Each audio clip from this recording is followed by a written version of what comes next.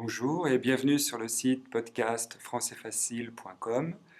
Cette vidéo accompagne le podcast intitulé La cigale et la fourmi. Peut-être connaissez-vous tous cette fable.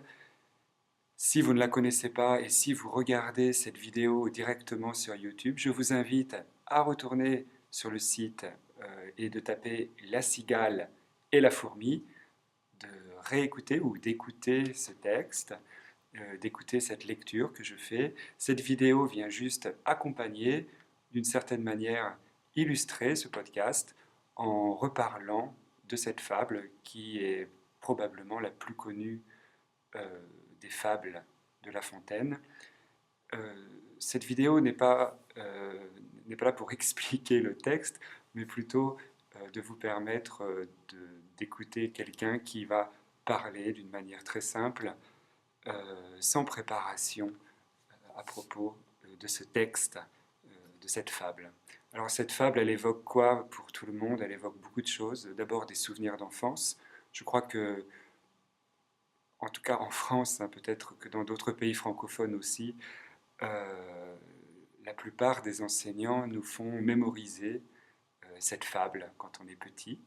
On doit l'apprendre par cœur, on la connaît presque tous par cœur, et même si on ne s'en souvient pas complètement, le jour où on la réentend, c'est un petit peu notre Madeleine de Proust à beaucoup, hein, on se souvient, tout simplement, peut-être pas du jour où on l'a récitée, mais du jour où on l'a apprise. En tout cas, elle évoque beaucoup de souvenirs pour moi.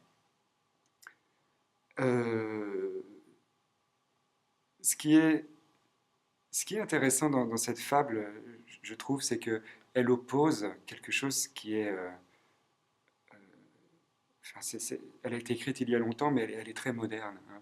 Oui, il y a cette opposition entre ces gens qui travaillent et puis cette société des loisirs, incarnée par la cigale.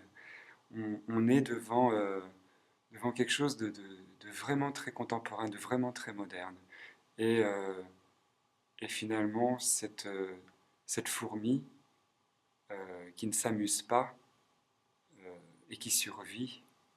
Et c'est assez déprimant, je trouve. Je trouve ça complètement déprimant. Je crois on préfère tous la cigale. Et La Fontaine, il nous dit juste que pas trop quand même, quoi.